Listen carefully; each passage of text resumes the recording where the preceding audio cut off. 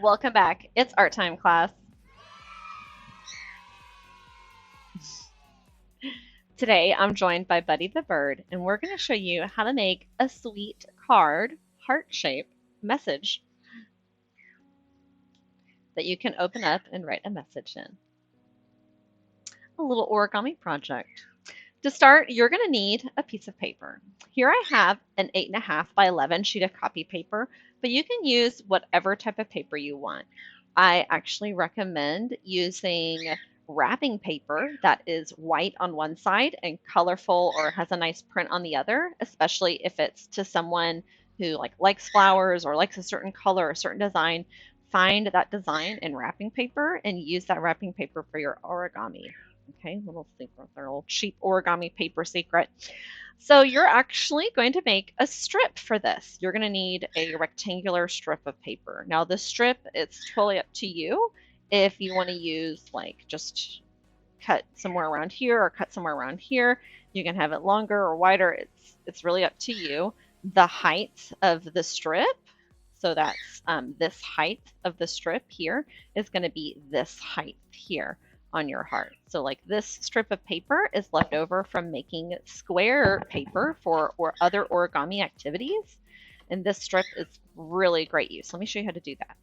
To make a square sheet of paper, you're going to take this corner and bring it down to the edge. And some students will bring it down to the edge over here, and that leaves a big open spot. You don't want that.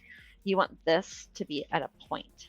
So you'll bring your finger up here, hold it on that point, and bring your paper down. That really helps you create a nice point up here, okay? So I have that folded. This strip of paper is what we're going to use for our project today. And then we can save this square sheet of paper for a different origami project. In the classroom, when we're going over different origami ideas that students can do, they have to make what we're working on. And then with their extra strips of paper, they can choose to make a smaller version of the project, or they can choose to make a fun alternative thing with their strip. And this is one of those activities I really want to share with you guys. So let's take this now square sheet of paper, move it to the side. We're using the rectangle today. For this, we're going to fold it in half, like so. Now, if this rectangle is a little shorter or wider, it's totally okay. But you want to fold it where it's long. You want to fold that in half like this. Then we're going to fold almost like a paper airplane. On this center fold line, we're going to put one finger down here and fold up. You could also put a finger up here and fold down. It's totally up to you which direction you do it in, as long as this and this mirror each other. So these two folds mirror each other. And I could just flip it over. All right. And right here, it's not at a perfect point. That's okay. At this point, this is the front. Okay, so if I flip this over, here's the back. Let's look at the back.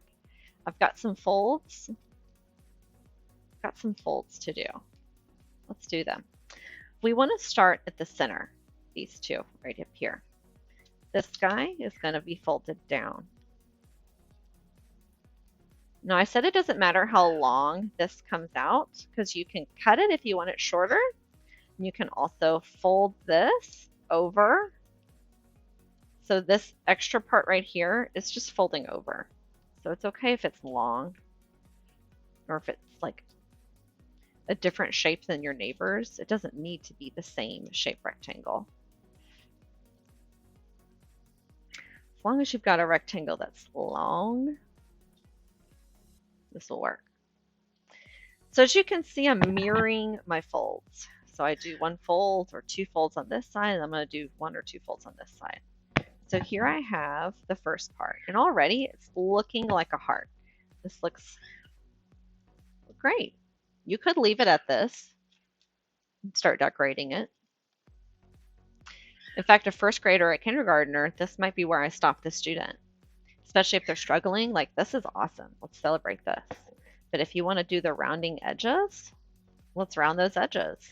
And all I do is just kind of fold the corner in and fold the corner in. Ooh, Oh, that one does not want to fold. Just gotta push it. Ugh. There we go. And when I flip it over, you see you have a rounder edge.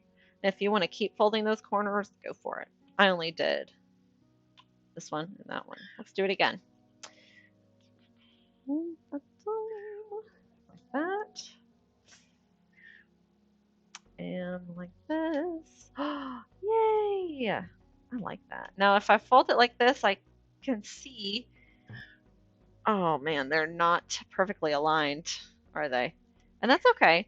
I could move this over if I wanted, or I could move this one back if I wanted. So folding it over can help me align those corners if I'm having that issue. Okay. Guys, this was a lot of fun. It's up to you to decorate this. I recommend using markers for this since it's already folded in a little piece, like a marker or a nice gel pen. If you have like a cool gel sparkly pen, would be lots of fun.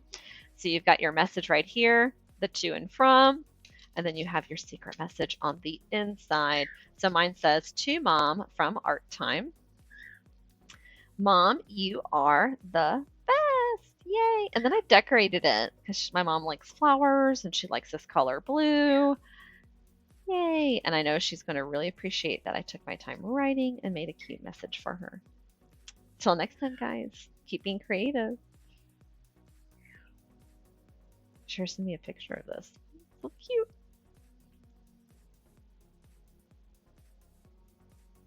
Who can make really, really tiny hearts?